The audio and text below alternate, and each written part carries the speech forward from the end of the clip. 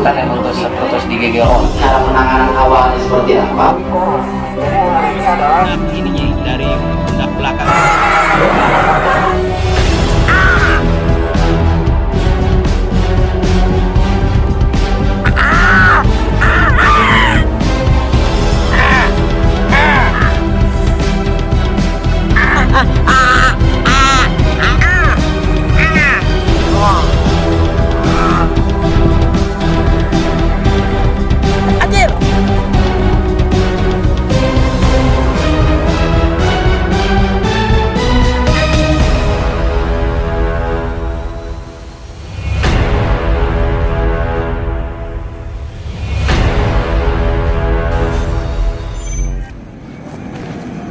Halo teman-teman, kembali lagi. Kali ini saya sedang berada di atas perbukitan. Ini lebih tepatnya gunung yang paling tinggi atau bukit yang paling tinggi yang ada di daerah saya, teman-teman. Nah, ini sebetulnya merupakan salah satu perbukitan yang baru beberapa hari pasca terjadinya kebakaran yang bisa kalian lihat sendiri. Jadi ini sebetulnya kita juga sambil ngontrol, sambil cek juga lokasi yang memang ini ternyata sangat luas.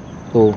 Itu lihat di bawah itu perkampungan. Jadi memang betul ini adalah lokasi yang paling tinggi yang ada di daerah saya. Memang yang biasa suka saya pakai konten juga di sini, teman-teman. Cuman posisinya karena memang ini lagi musim kemarau, jadi kebakaran hutan seperti ini, kebakaran lahan seperti ini rentan sekali terjadi. Apalagi di sini tuh memang sering sekali digunakan bagi beberapa orang untuk sekedar bersantai ataupun menikmati pemandangan.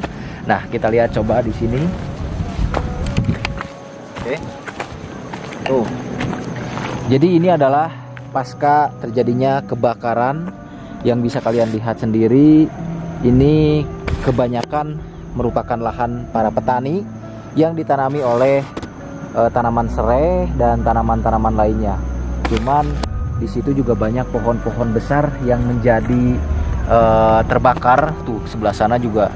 Nah, ini kemarin juga ramai-ramai warga sebetulnya ikut memadamkan api yang ada di sini.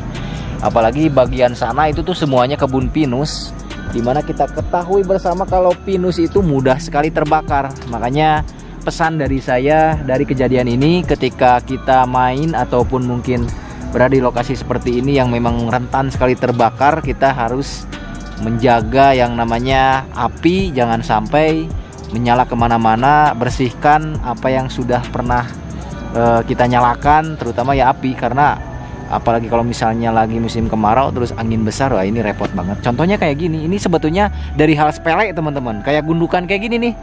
Ini kan ada bekas pembakaran, terus si apinya menyebar demi sedikit yang akhirnya meluas. So, untuk perjalanan hari ini, selain saya ngecek lokasi di sini, ada pembahasan yang ingin saya sampaikan buat teman-teman semuanya. Kebetulan cuacanya ini lagi sedikit mendung, padahal kemarin-kemarin ini kan panas banget. Biasanya di sini tuh terik banget. Nah, ini kebetulan cuacanya adem. Gak ada salahnya kita sambil santai, kita sambil menikmati pemandangan yang ada di sini, dan kita membahas sesuatu yang wajib saya sampaikan buat teman-teman semuanya.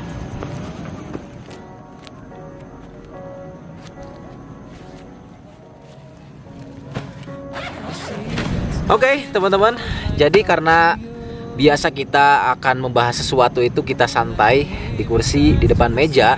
Nah, jadi udah lama sih sebetulnya kita menggunakan kursi portable dari Elves Active ini. Cuman ada beberapa teman-teman juga kemarin yang nanya-nanya terkait kursi yang saya gunakan, karena kursi ini tuh salah satu kursi yang menurut saya bisa dibawa ketika kita pengen nyantai di lokasi-lokasi seperti ini, karena ini adalah kursi portable, kursi yang ringan, kursi yang kuat yang bisa kita bawa kemana-mana, teman-teman.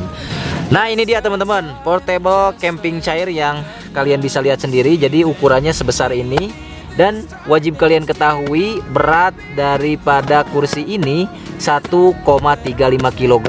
Ya, ini cukup lumayan ringan lah teman-teman, dan bisa kalian bawa kemana-mana dengan size seperti ini.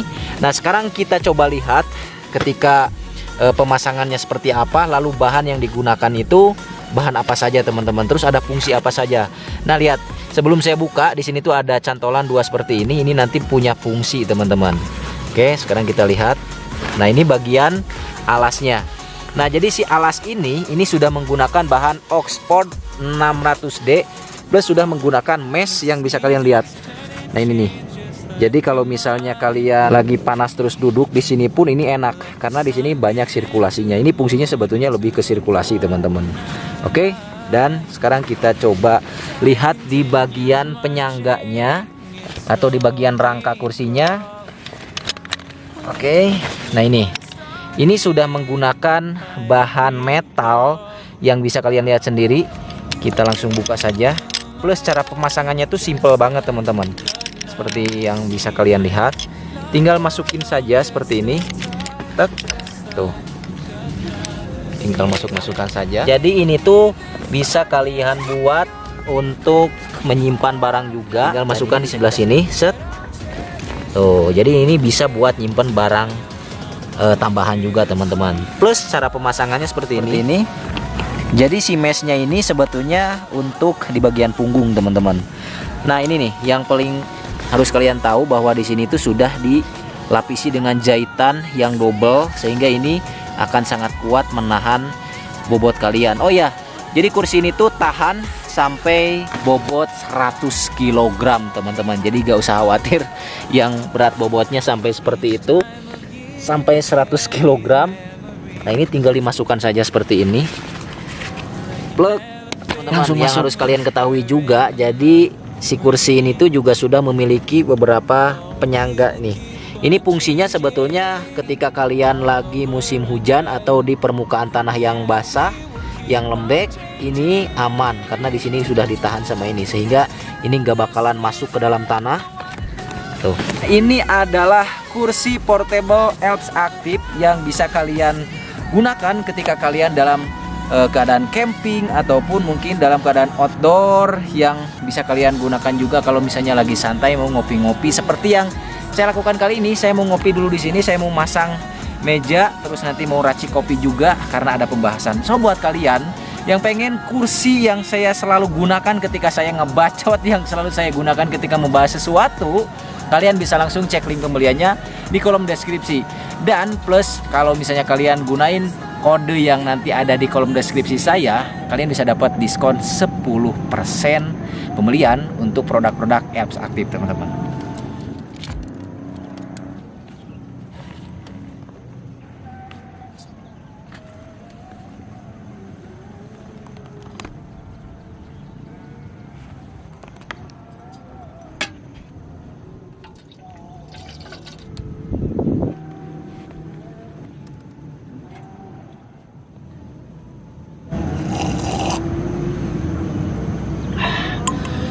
Oke teman-teman, kita sudah selesai ngopinya.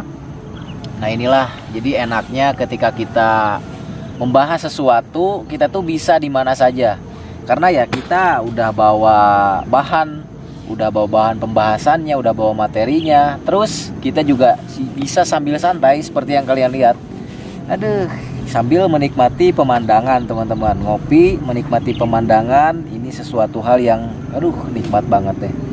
Dan untuk video kali ini sebetulnya mungkin pembahasannya ini belum lama banget, bahkan belum ada sebulan, mungkin baru ada beberapa minggu yang pernah saya bahas juga terkait snake bite kembali, terkait gigitan ular berbisa kembali.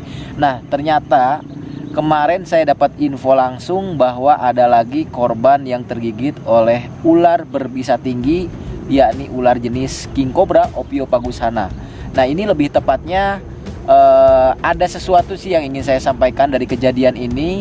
Selain mungkin nanti ada beberapa pesan juga lagi-lagi yang harus saya sampaikan, ada yang unik dari kejadian kali ini teman-teman. Oke. Nah jadi sebetulnya ini tuh saya dapat lagi dari subscriber saya, info dari subscriber saya. Karena mungkin di konten saya ada beberapa pembahasan juga yang memang kadang-kadang nih teman-teman, makanya perlu saya sampaikan, ada beberapa video saya yang mungkin saya upload ulang, saya re-upload ulang. Ada beberapa subscriber saya yang mungkin, kok kenapa di-upload lagi? Kenapa kok ini udah pernah saya tonton tapi muncul lagi? Salah satu alasannya adalah dikenainya batasan usia oleh pihak YouTube teman-teman. Karena mungkin pembahasan saya itu kadang-kadang memang ekstrim. Jadi beberapa video-video saya justru dibatasi usia oleh pedoman komunitas YouTube. Salah satunya adalah video-video saya yang mungkin membahas snake bite atau kasus-kasus gigitan ular berbisa. Bahkan kemarin pun kita beberapa video kita tuh kena pembatasan usia sehingga tidak secara maksimal orang-orang itu mendapatkan informasi dari apa yang saya sampaikan, teman-teman. Nah, mungkin juga nanti video ini juga akan kena pembatasan usia, tapi mudah-mudahan enggak lah. Karena video ini tuh lagi-lagi bersifat nyata, asli, ketika saya memperlihatkan pas detik-detik tergigitnya si korban oleh ular berbisa tersebut itu, karena kita nggak sensor, teman-teman. Ya terkecuali kalau dari sananya disensor terus ada darah, nah itu baru kita sensor, teman-teman. Nah, ini sebetulnya saya dikirim nih, ini videonya mungkin nanti bisa ditayangkan juga di layar, bahwa ini ada salah satu korban. Ini bukan ini ya, teman-teman, bukan orang biasa lah. Mungkin kalau di kampung kan ada istilah pawang. Nah, pawang di sini adalah seseorang, kategori pawang di kampung saya ya, teman-teman. Jadi pawang di sini tuh seseorang yang sudah memiliki skill atau seseorang yang sudah paham terhadap ular-ular yang ada di sekitarnya. Nah, tapi pawang di kampung biasanya ditumpangi dengan hal-hal yang mungkin di luar nalar, atau misalnya kategorikan si pawang itu memang sudah sakti lah, punya kemampuan khusus lah terkait si ular-ular yang dia handle atau mungkin dia atasi. Nah, ini terjadi kepada salah satu pawang yang mungkin ya di kampungnya itu dianggap sebagai seorang yang sudah terbiasa, yang sudah ahli di bidang penangkapan ular atau rescue ular atau mungkin penanganan gigitan ular lah. Ketika beliau mengamankan ular ini yang merupakan ular king cobra, teman-teman, dan size-nya ini benar-benar besar banget, kitaran ada sekitar 3 meter lebih.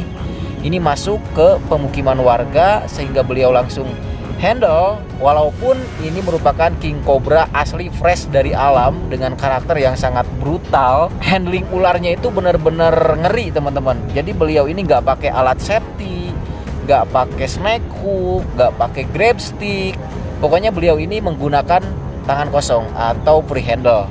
Dan ketika beliau tangkap, si ular king cobranya perlahan diambil dari bagian ekor ke bagian kepala, sehingga pas ketika akan menangkap ke bagian kepala, beliau tergigit di bagian tangannya, teman-teman. Lagi-lagi ketika dia akan menangkap bagian kepala, si king cobranya itu balik menggigit ke tangan si korban tersebut. Dan pada akhirnya di kejadian tersebut saya lihat bahwa pawang tersebut susah juga untuk melepaskan gigitan si king cobra itu, karena memang king cobra kalau misalnya menggigit biasanya dikunyah, nggak mau lepas. Nah, itu salah satu keunikan dari king cobra. Jadi kalau misalnya gigit dia itu jarang sedikit gitu, jarang strike kayak gitu. Jadi dia tuh sistemnya itu mengunyah dan memasukkan bisanya ke dalam korbannya dengan jumlah yang begitu banyak, teman-teman. Dan pada akhirnya singkat cerita dibukalah si gigitan king cobra itu, yang pada akhirnya kejadian uniknya, nah ini nih. Jadi beliau itu menggigit ekor dari si king cobra. King cobranya itu, si ekornya itu digigit. Katanya kalau yang saya lihat di video yang satunya lagi, itu tuh ya teknik beliau untuk meminimalisir mungkin agar tidak terjadi hal-hal yang tidak diinginkan. Jadi si buntut king cobranya itu digigit, teman-teman. Nah, itu nggak tahu fungsinya lainnya tuh buat apa gitu, teman-teman. Saya baru lihat. Jadi mungkin itulah yang dikategorikan pawang, pasti punya skill tertentu lah gitu, teman-teman. Dan setelah beliau tergigit king cobra tersebut, selang 2 jam ternyata beliau dibawa ke rumah sakit namun tidak tertolong, teman-teman. Ya itu, jadi masyarakat di kita itu masih kadang-kadang ketika ada ular, ketika ada hal-hal yang bersifat mistis yang berkaitan dengan hewan ular khususnya, biasanya cenderung memanggil pawang.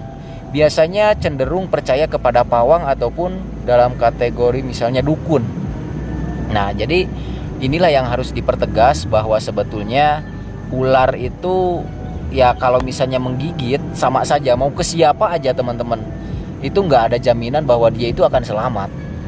Itu nggak ada jaminan bahwa dia itu bisa sembuh. Udah, kalau misalnya memang salah penanganan, terus kita nggak tahu teknik penanganannya seperti apa, ya itu pasti akan berujung ke kematian pada siapapun itu. pada siapapun, gak terkecuali siapapun. Karena ya kita ketahui bersama bahwa ular king cobra ini merupakan ular yang memiliki bisa lengkap, berbisa tinggi, dan yang paling ngerinya itu ya di Indonesia belum ada anti bisanya, terkecuali kalian misalnya beli dari luar negeri itu baru ada, dan itu juga harus menunggu waktu teman-teman, ya keburu meninggal.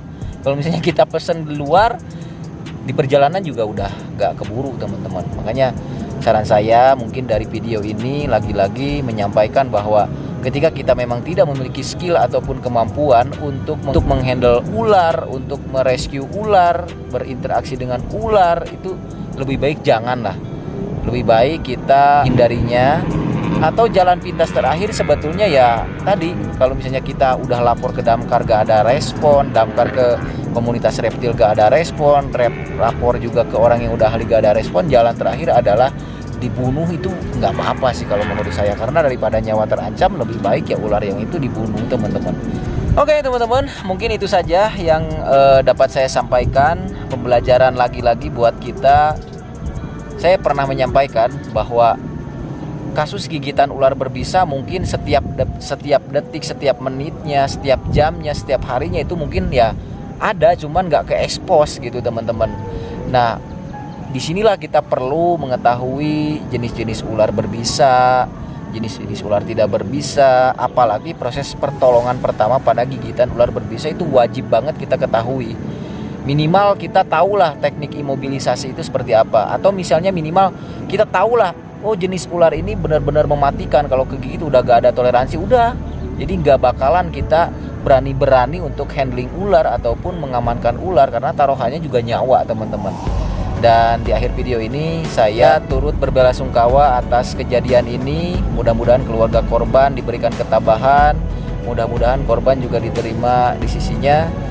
Jadi ambillah pelajaran dari video-video yang ya mungkin orang lain gak pernah bahas, tapi saya bahas karena saya ingin memperlihatkan bahwa ini benar-benar terjadi di kalangan kita, ini benar-benar terjadi di sekitar kita teman-teman. Oke? Jangan lupa di like dan di subscribe channel Sahabat Alam. Nantikan video kami selanjutnya.